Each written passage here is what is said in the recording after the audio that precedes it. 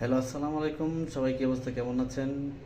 তো যারা হচ্ছে দেশে বাইরে যাবেন তাদের জন্য একটা গুরুত্বপূর্ণ তথ্য।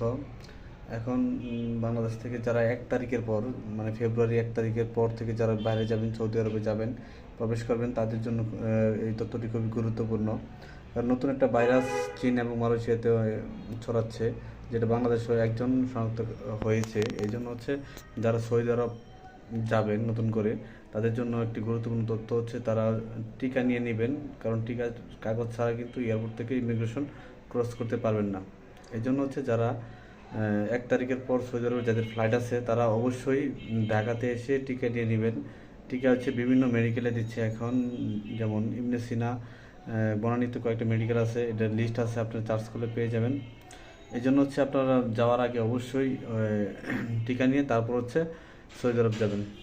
ঠিক আছে, সবাই ভালো থাকবেন। আসসালামু আলাইকুম।